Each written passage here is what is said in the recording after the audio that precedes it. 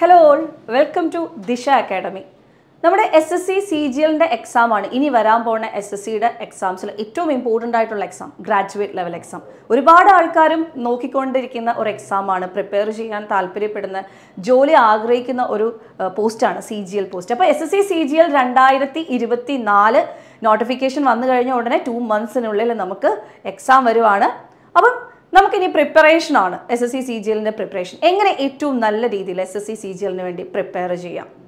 SSC CGLന് വേണ്ടി prepare ചെയ്യുന്നവർ ആദ്യം മനസ്സിലാക്കേണ്ട ഈ എക്സാമിനകത്ത് എന്തൊക്കെയാണ് നമുക്കുള്ളത്. SSC CGL പ്രിപ്പയർ ചെയ്യാൻ നമുക്ക് വേണ്ട 4 മെയിൻ സബ്ജക്റ്റുകൾ എന്ന് പറഞ്ഞാൽ ജനറൽ ഇൻ്റലിജൻസ് ആണ്, രണ്ടാമത്തത് ഇംഗ്ലീഷ് ലാംഗ്വേജ് ആണ്, മൂന്നാമത്തത് ക്വാണ്ടിറ്റേറ്റീവ് ആപ്റ്റിറ്റ്യൂഡ് ആണ്, നാലാമത്തത് ജനറൽ അവയർനെസ് ആണ്. അപ്പോൾ നമുക്ക് കടക്കേണ്ട കടമ്പകൾ ഇതാണ്: general intelligence and reasoning, English language, quantitative aptitude, general awareness. എല്ലാത്തിനും ഈക്വൽ ഇമ്പോർട്ടൻസ് ആണ്, ഈക്വൽ മാർക്ക് ഡിസ്ട്രിബ്യൂഷൻ ആണ് വരുന്നത്. അപ്പോൾ ഇനി അതിൽ മെയിൻ ആയിട്ടുള്ള ഇപ്പോൾ general intelligence, English language, quantitative aptitude, general awareness, ഈ 4 സബ്ജക്ട്സിൽ സ്കോർ ചെയ്യാൻ പറ്റുന്ന കുറച്ച് സബ്ജക്റ്റുകളുണ്ട്. അതായത് ജനറൽ ഇൻ്റലിജൻസ് ഒരു നല്ല മാക്സിമം സ്കോർ ചെയ്ത് തന്നെ മുന്നോട്ട് പോകേണ്ട ഒരു സബ്ജക്റ്റാണ്. അതുപോലെ ഇംഗ്ലീഷ് ലാംഗ്വേജ്, ക്വാണ്ടിറ്റേറ്റീവ് ആപ്റ്റിറ്റ്യൂഡ്, പിന്നെ ജനറൽ അവയർനെസ് ആണെങ്കിലും നമുക്ക് ഒരു കംപ്ലീറ്റ് പ്രിപ്പറേഷന് ഉപരി, ഒരു സിലബസ് കംപ്ലീറ്റ് കവർ ചെയ്യുന്നതിന് ഉപരി മാർക്ക് സ്കോർ ചെയ്യാൻ വേണ്ടിയിട്ടുള്ള പ്രിപ്പറേഷൻ തന്നെയാണ് ജനറൽ അവയർനെസ്സിനകത്ത് നടത്തേണ്ടത്. ഇങ്ങനെയാണ് നമ്മുടെ എക്സാമിൻ്റെ പാറ്റേൺ വരുന്നത്. ഏതൊരു എക്സാമിന് പ്രിപ്പയർ ചെയ്യുമ്പോഴും അതിൻ്റെ പാറ്റേണും സിലബസും വേണം നിങ്ങൾ ആദ്യം മനസ്സിലാക്കാൻ. എന്തൊക്കെയാണ് ഈ ഒരു എക്സാമിന് പഠിക്കേണ്ടത്, എത്ര മാർക്ക് ഡിസ്ട്രിബ്യൂഷനാണ് ഓരോ സബ്ജക്റ്റിനും ഉള്ളത്, മാത്രമല്ല ഓരോ സബ്ജക്റ്റിനകത്ത് പഠിക്കേണ്ട സിലബസ്. അപ്പോൾ നമുക്ക് നോക്കാം. അപ്പോൾ നമ്മുടെ ദിശ ഓൺലൈൻ അക്കാഡമിയുടെ ഓൺലൈൻ ക്ലാസ്സസ്, നമുക്ക് SSC CGLന്റെ ഓൺലൈൻ ക്ലാസ്സസ് നമ്മൾ ജനുവരി 26 സ്റ്റാർട്ട് ചെയ്യുവാണ്. എന്താണ് ജനുവരി 26 സ്റ്റാർട്ട് ചെയ്യുക എന്നുള്ള കാരണം എന്ന് വെച്ച് കഴിഞ്ഞാൽ, നിങ്ങൾക്കറിയാം ജൂണിലാണ് നമുക്ക് SSC CGLന്റെ നോട്ടിഫിക്കേഷൻ വരാൻ പോകുന്നത്. അത് കഴിഞ്ഞ് പെട്ടെന്ന് തന്നെ, വളരെ പെട്ടെന്ന് തന്നെ നമുക്ക് എക്സാമും വരും. അപ്പോൾ ആ ഒരു ടൈം നമുക്കറിയാം, ഒരു 1 monthോ അല്ലെങ്കിൽ 2 monthോ കൊണ്ട് പഠിച്ച് തീർക്കേണ്ടതല്ല SSC CGL. നമുക്ക് കുറച്ച് പഠിക്കാനുണ്ട്. ഓരോ സബ്ജക്റ്റും അതിൻ്റെ ബേസിക്സ് നോളജ് നന്നായിട്ട് വേണം.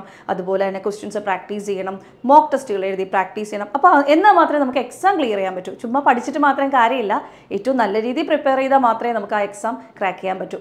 അപ്പോൾ ആ എക്സാം ക്രാക്ക് ചെയ്യണമെന്നുണ്ടെങ്കിൽ നിങ്ങൾക്ക് SSCയുടെ ഈ ഒരു ഓൺലൈൻ ക്ലാസ്സിൽ ജോയിൻ ചെയ്യാവുന്നതാണ്. 26 ജാനുവരിയിലാണ് നമ്മൾ ക്ലാസ് സ്റ്റാർട്ട് ചെയ്യുന്നത്.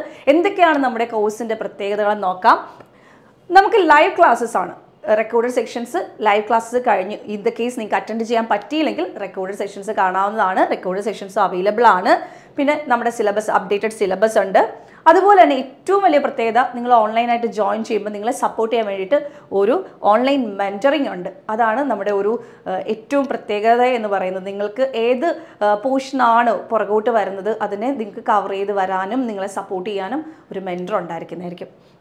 അതുപോലെ തന്നെ നിങ്ങൾക്ക് ദിശയുടെ ഓൺലൈൻ ആപ്പ് അവൈലബിൾ ആണ്. നിങ്ങൾ ഈ ആപ്പ് ഇൻസ്റ്റാൾ ചെയ്തിട്ട് നമുക്ക് ക്ലാസ്സസ് ഒക്കെ കാണാവുന്നതാണ്. ഫ്രീ ക്ലാസ്സസ് ഒക്കെ അവൈലബിൾ ആണ്. ക്ലാസ്സുകൾ കണ്ട് ഇഷ്ടപ്പെട്ടെങ്കിൽ മാത്രം നിങ്ങൾക്ക് ജോയിൻ ചെയ്യാവുന്നതാണ്. ഡെമോ ക്ലാസ്സസ് ഒക്കെ നമ്മുടെ ആപ്പിൽ അവൈലബിൾ ആണ് കേട്ടോ. അപ്പോൾ അതൊക്കെ ഒന്ന് കണ്ടു നോക്കുക.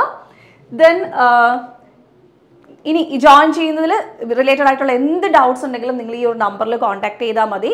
അതുപോലെ തന്നെ നമുക്ക് യൂട്യൂബിൽ വാട്സപ്പ് ഗ്രൂപ്പൊക്കെ അവൈലബിൾ ആണ്.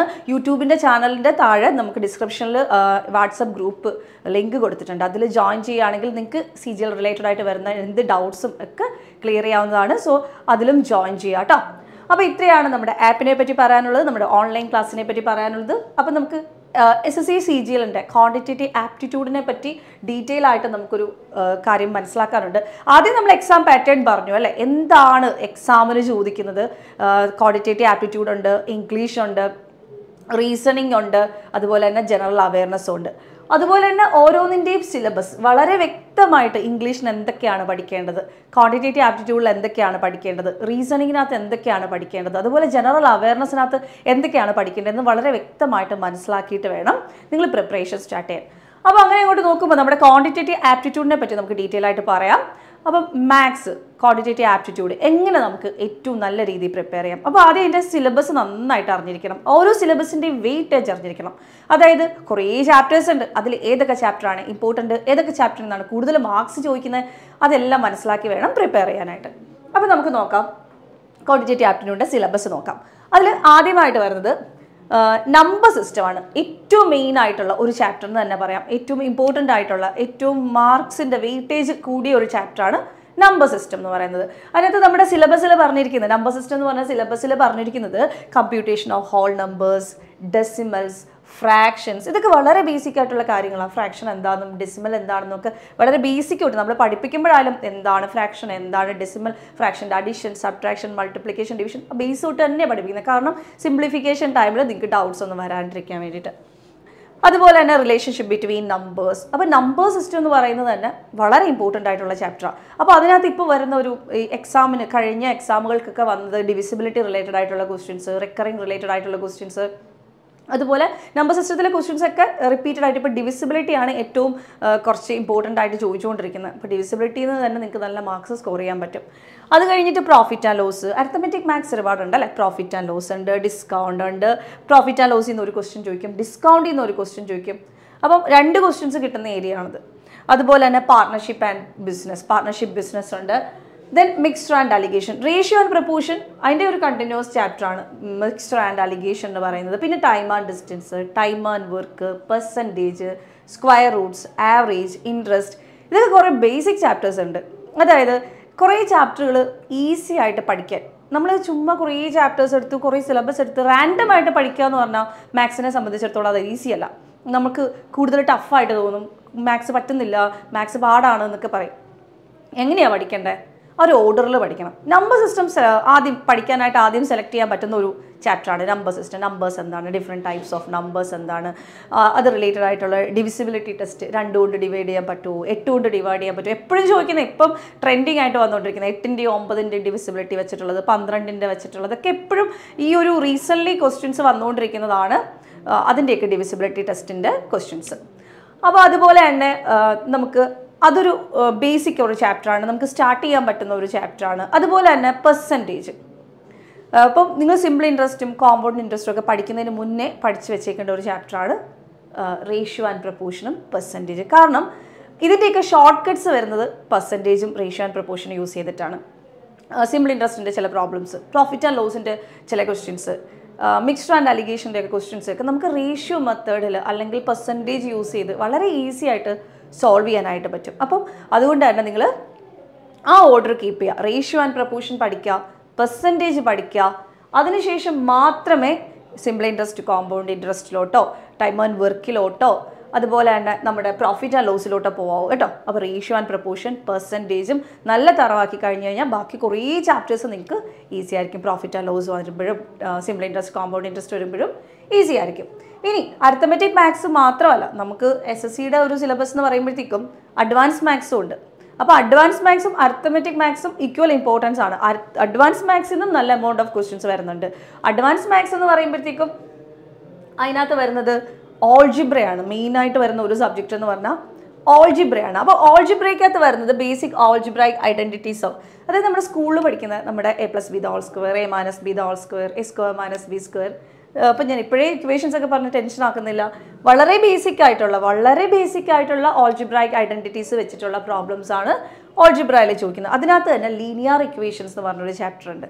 അതും സിമ്പിളാണ്, ഒരു കുറച്ച് കാര്യങ്ങൾ ഒരു ഭയങ്കര ഡെപ്തിൽ. അപ്പോൾ നിങ്ങൾ ലീനിയർ ഇക്വേഷൻസ് ഒക്കെ നിങ്ങളുടെ +2 പഠിച്ച ഇപ്പം ട്രിഗ്നോമെട്രി എന്ന് കേൾക്കുമ്പോഴേ കുറേ പേരങ്ങ് ടെൻഷനാവും.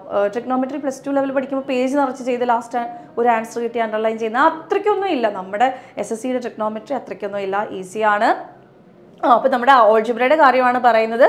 അപ്പോൾ ഗ്രാഫ്സ് ഓഫ് ലീനിയർ ഇക്വേഷൻസ്, പിന്നെ വരുന്നത് ട്രിഗ്നോമെട്രി ആണ്, പിന്നെ ജോമെട്രി ഉണ്ട്, അതുപോലെ മെൻസുറേഷൻ ഉണ്ട്. മെൻസുറേഷനകത്ത് നമുക്ക് പഠിക്കാനുള്ളത് ഏരിയ ആൻഡ് പെരിമീറ്ററും വോളിയം, കുറേ ജോമെട്രിക്കൽ ഫിഗേഴ്സിൻ്റെ ഏരിയ കണ്ടുപിടിക്കാൻ, പെരിമീറ്റർ കണ്ടുപിടിക്കാൻ, അതുപോലെ തന്നെ വോളിയം കണ്ടുപിടിക്കാനുള്ള കുറച്ച് ഇക്വേഷൻസ് പഠിക്കുക, അത് അപ്ലൈ ചെയ്യുക. വളരെ ഈസി ആയിട്ടുള്ള ചാപ്റ്ററാണ് മെൻസുറേഷൻ. നമുക്ക് സ്കോർ ചെയ്യാൻ പറ്റുന്ന ചാപ്റ്ററാണ് മെൻസുറേഷൻ. വളരെ പെട്ടെന്ന് പഠിച്ചെടുക്കാനും സ്കോർ ചെയ്യാനും പറ്റുന്ന ചാപ്റ്ററാണ് മെൻസുറേഷൻ. പഠിച്ചിരിക്കേണ്ട ഇക്വേഷൻസ് അതുപോലെ പഠിക്കുക, വാല്യൂ സബ്സ്റ്റിറ്റ്യൂട്ട് ചെയ്ത് ആൻസറിലോട്ട് എത്തുക. പക്ഷേ ഓൾജിബ്ര എന്ന് പറയുമ്പോഴത്തേക്കും കുറേ ടെക്നിക്സും ട്രിക്സും പഠിക്കണം. അതായത് ഓപ്ഷനിൽ നിന്ന് പോകാൻ, അതായത് ചെയ്ത് സമയം കളയാതെ ആൻസറിൽ എത്താൻ പറ്റണം. എന്നാൽ മാത്രമേ ഒരു കോമ്പറ്റേറ്റീവ് എക്സാംസിന് നമുക്ക് സ്കോർ ചെയ്യാനായിട്ട് പറ്റൂ. അതുകൊണ്ട് തന്നെ ഓൾജിബ്രൈക് ഇക്വേഷൻസ് പഠിക്കുമ്പോൾ കുറേ ട്രിക്സും കാര്യങ്ങളൊക്കെ പഠിക്കണം, ഷോർട്ട് കട്ട്സ് പഠിക്കണം, ഓപ്ഷനിൽ നിന്ന് പോകാൻ പഠിക്കണം, വാല്യൂ സബ്സ്റ്റിറ്റ്യൂഷൻ മെത്തേഡ് പഠിക്കണം, അല്ലെങ്കിൽ സ്ഥിരമായിട്ട് വരുന്ന പാറ്റേൺസിൻ്റെ രീതി അനുസരിച്ച് കുറച്ച് മനസ്സിലാക്കി വെക്കണം. ഓക്കെ, അങ്ങനെ കുറേ കാര്യങ്ങളുണ്ട് ഓൾജിബ്രയിൽ പഠിക്കാനായിട്ട്. അതുപോലെ തന്നെ ജോമെട്രിയിലോട്ട് വരുമ്പോഴത്തേക്കും ട്രയാങ്കിൾസ്, സർക്കിൾസ് അതെല്ലാം ഡീറ്റെയിൽ ആയിട്ട് പഠിക്കണം. ട്രയാങ്കിളിൻ്റെ centres, centroid, orthocentre, circumcentre, incentre, അങ്ങനെയുള്ള സെൻറ്റേഴ്സ് പഠിക്കണം. അതുപോലെ തന്നെ സർക്കിളിലോട്ട് വരുമ്പം കോഡ്സ്, ടാൻജൻസ്, സീക്വൻസ്, അതിൻ്റെയൊക്കെ പ്രോപ്പർട്ടീസ്, കോഡ്സിൻ്റെ പ്രോപ്പർട്ടീസ് എന്തൊക്കെയാണ്, ടാൻജൻസിൻ്റെ പ്രോപ്പർട്ടീസ് എന്തൊക്കെയാണ്, അങ്ങനെ സർക്കിൾ റിലേറ്റഡ് ആയിട്ടുള്ള ക്വസ്റ്റ്യൻസ്. അതുപോലെ തന്നെ പിന്നെ വരുന്നത് ക്വാഡ്രിലാറ്ററൽസ് ആണ്. ക്വാഡ്രിലാറ്ററൽസിനകത്ത് റെഗുലർ പോളിഗൺസ് വരുന്നുണ്ട്, പിന്നെ right prism, right circular cone, right circular cylinder, ഇതിൻ്റെയൊക്കെ volume, surface area and volume പഠിക്കണം. സ്ഫിയേഴ്സിൻ്റെ പഠിക്കണം, സർഫസ് ഏരിയ ആൻഡ് വോളിയം. പിന്നെ നമ്മുടെ ട്രിഗ്നോമെട്രിയുടെ ഒരു സബ് ചാപ്റ്റർ എന്ന് പറയാം, height and distance. Trigonometric ratios use ചെയ്ത് ചെയ്യുന്ന ഒരു ചാപ്റ്ററാണ് ഹൈറ്റ് ആൻഡ് ഡിസ്റ്റൻസ്. ഇതും ഒരു ക്വസ്റ്റ്യൻ ഷുവറായിട്ട് ചോദിക്കുന്നതാണ്, 1 മാർക്ക് ഉറപ്പായിട്ട് നമുക്ക് കിട്ടുന്നതാണ്, ഒരു ക്വസ്റ്റ്യൻ ഉറപ്പായിട്ടും ചോദിക്കുന്നതാണ് കേട്ടോ. പിന്നെ നമുക്ക് ഡേറ്റ ഇൻ്റർപ്രിട്ടേഷൻ ഉണ്ട്, DI ഉണ്ട്. DIയും നമ്മുടെ SSCയുടെ DI വളരെ സിമ്പിളാണ്. നിങ്ങൾ പ്രീവിയസ് ഇയർ ക്വസ്റ്റ്യൻ പേപ്പേഴ്സ് കണ്ടവർക്ക് അറിയാം, വളരെ സിമ്പിളായിട്ടുള്ള ഒരു ആവറേജ് കണ്ടുപിടിക്കാനോ ഒരു പെർസെൻറ്റേജ് കണ്ടുപിടിക്കാനോ ഉള്ള വളരെ സിമ്പിളായിട്ടുള്ള DI ആണ് നമുക്ക് SSCക്ക് ചോദിക്കുന്നത്. അപ്പോൾ അതൊരു വലിയൊരു ചാപ്റ്റർ അല്ല. പക്ഷേ എപ്പോഴാണ് ഇതൊക്കെ ഈസി ആവുന്നതെന്ന് വെച്ച് കഴിഞ്ഞാൽ ആദ്യം ബേസിക്സ് പഠിച്ച് ക്വസ്റ്റ്യൻസ് കുറച്ച് പ്രാക്ടീസ് ചെയ്ത് പിന്നെ കൂടുതൽ പ്രീവിയസ് ഇയർ ക്വസ്റ്റ്യൻ പേപ്പേഴ്സിലോട്ട് എത്തുമ്പോഴാണ് നമുക്ക് ആ ഒരു ട്രാക്കിൽ എത്താൻ പറ്റുന്നത്. ഓക്കെ, അപ്പോൾ ഓരോ ചാപ്റ്ററും അതിൻ്റെ ബേസിക്സ് തന്നെ പഠിച്ച് തുടങ്ങുക എന്നുള്ളതാണ് ഏറ്റവും ഇമ്പോർട്ടൻറ്റ് ആയിട്ടുള്ള കാര്യം. ഓക്കെ, ദെൻ പിന്നെ ഇതിനകത്ത് വരുന്നത് ഹെമിസ്ഫിയേഴ്സ് ഉണ്ട്, റെക്റ്റാങ്കുലർ പാരലിപ്പിഡ് ഉണ്ട്, റെഗുലർ റൈറ്റ് പിരമിഡ് ഉണ്ട്. പിന്നെ ട്രിഗ്നോമെട്രിക് റേഷ്യോസ് പഠിക്കണം, ക്വാഡ്രന്റ് സിസ്റ്റം പഠിക്കണം. അതുപോലെ തന്നെ ആൾജിബ്രൈക് ഐഡന്റിറ്റീസ് യൂസ് ചെയ്ത് ചെയ്യുന്ന ട്രിഗ്നോമെട്രിക് ക്വസ്റ്റ്യൻസ് ഉണ്ട്, അത് പഠിക്കണം. ഓപ്ഷൻസ് ഒന്ന് സബ്സ്റ്റിറ്റ്യൂട്ട് ചെയ്യാൻ പറ്റുന്ന ക്വസ്റ്റ്യൻസ് ഉണ്ട്, അത് പഠിക്കണം. ഇത്രയാണ് നമ്മുടെ സിലബസിനകത്ത് വരുന്നത്. അപ്പം ഒരു SSC CGL പ്രിപ്പയർ ചെയ്യാൻ തീരുമാനിച്ചിരിക്കുന്ന ഒരാളാണെങ്കിൽ ഫസ്റ്റ് ഓഫ് ഓൾ നിങ്ങൾ ഈ എക്സാം പാറ്റേൺ, ദെൻ സിലബസ്, എന്നിട്ട് ഇപ്പം മാത്സ് ആണെങ്കിലും റീസണിങ് ആണെങ്കിലും ഇംഗ്ലീഷ് ആണെങ്കിലും സിലബസ് ബേസ്ഡ് ആയിട്ട് ബേസിക് തൊട്ട് വളരെ ബേസിക് ആയിട്ടുള്ള കാര്യങ്ങൾ തൊട്ട്, കാരണം ഒരുപാട് ഹാർഡൊന്നുമല്ല നമ്മുടെ എക്സാം. ബേസിക്സ് ക്വസ്റ്റ്യൻസ് ഒക്കെ ചോദിക്കാറുണ്ട്, ഈസി ലെവൽ ക്വസ്റ്റ്യൻസ് ചോദിക്കാറുണ്ട്. അപ്പോൾ അതിനൊന്നും സ്കിപ്പ് ചെയ്യേണ്ട കാര്യമില്ല. വളരെ ബേസിക് ആയിട്ടുള്ള ക്വസ്റ്റ്യൻസ് പഠിച്ചാൽ തന്നെ നമുക്ക് സ്കോർ ചെയ്യാൻ പറ്റുന്ന കുറച്ച് മാർക്സ് ഉണ്ട്. അത് സ്കോർ ചെയ്ത് അങ്ങനത്തെ രീതിയിൽ പ്രിപ്പയർ ചെയ്ത് വരിക. ദെൻ SSCയുടെ ഏറ്റവും വലിയൊരു ഫാക്ടർ എന്ന് പറയുന്നത് നിങ്ങൾ പ്രീവിയസ് ഇയർ ക്വസ്റ്റ്യൻ പേപ്പേഴ്സ് നന്നായിട്ട് വർക്കൗട്ട് ചെയ്തിട്ട് പോയതാണെങ്കിൽ നിങ്ങൾക്ക് നല്ല രീതിയിൽ ക്വസ്റ്റ്യൻസ് അറ്റൻഡ് ചെയ്യാൻ പറ്റും. ഈവൻ നിങ്ങൾ ക്വസ്റ്റ്യൻസ് പ്രാക്ടീസ് ചെയ്യുന്നത് മറ്റ് ക്വസ്റ്റ്യൻസ് പ്രാക്ടീസ് ചെയ്യുന്നത് കുറവാണെങ്കിൽ പോലും പ്രീവിയസ് ഇയർ ക്വസ്റ്റ്യൻ പേപ്പേഴ്സ് നല്ല രീതിയിൽ പ്രിപ്പയർ ചെയ്തിട്ട് പോകുന്ന ഒരാൾക്ക് SSCയുടെ ക്വസ്റ്റ്യൻസ് ഒക്കെ വളരെ ഈസി ആയിട്ട്, മാത്സ് ആണെങ്കിലും റീസണിങ് ആണെങ്കിലും വളരെ ഈസി ആയിട്ട് ക്രാക്ക് ചെയ്യാൻ പറ്റും. അപ്പോൾ SSC CGL 2024 നോട്ടിഫിക്കേഷൻ വരുമെന്ന് പറഞ്ഞിരിക്കുന്ന ഡേറ്റ് June 11 ആണ്. പിന്നെ SSC സംബന്ധിച്ചിടത്തോളം ഡേറ്റ് ഒന്നും വലുതായിട്ട് മാറാനൊന്നും പോകുന്നില്ല. June 11 തന്നെ നമുക്ക് എന്ത് വരും, നോട്ടിഫിക്കേഷൻ വരും. പിന്നെ സെപ്റ്റംബർ ഒക്ടോബർ മാസത്തിൽ നമുക്ക് എക്സാമും ഉണ്ടായിരിക്കും. അപ്പോൾ ഒട്ടും ഡിലേ വരുത്തരുത്, സമയം കിട്ടിയില്ല പഠിക്കാൻ എന്നുള്ളൊരു റീസൺ വരരുത്. അതുകൊണ്ടാണ് നമ്മൾ നേരത്തെ നിങ്ങളെ ഇൻഫോം ചെയ്യിക്കുന്നത്. നമ്മുടെ എക്സാമിൻ്റെ നോട്ടിഫിക്കേഷൻ ഡേറ്റും എക്സാം ഡേറ്റും നമുക്ക് നേരത്തെ അറിയാം.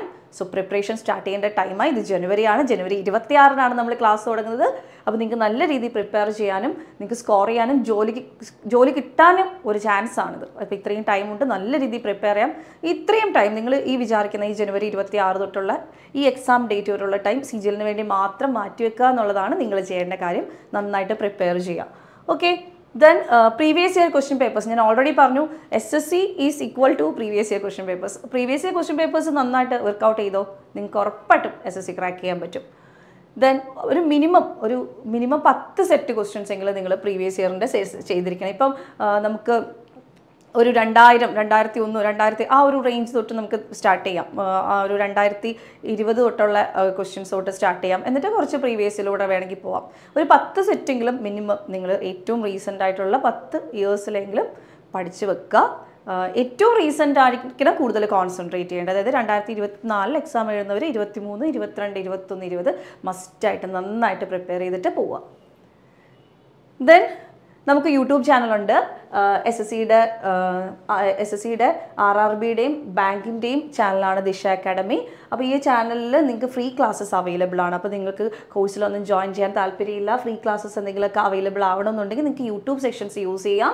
അപ്പോൾ യൂട്യൂബിൽ നമുക്ക് ക്ലാസ്സസ് അവൈലബിൾ ആണ്. ക്ലാസ്സസ് കാണുക, ചാനൽ സബ്സ്ക്രൈബ് ചെയ്യുക. അതുപോലെ തന്നെ നമുക്ക് അവിടെ ഡിസ്ക്രിപ്ഷനിൽ വാട്സപ്പ് ഗ്രൂപ്പിൻ്റെ ലിങ്ക് ഉണ്ട്, അതിൽ ജോയിൻ ചെയ്യുക. എന്നിട്ട് എന്തെങ്കിലും ഡൗട്ട്സ് ഇത് റിലേറ്റഡ് ആയിട്ടുണ്ടെങ്കിൽ നമ്മളെ അറിയിച്ചാൽ മതി.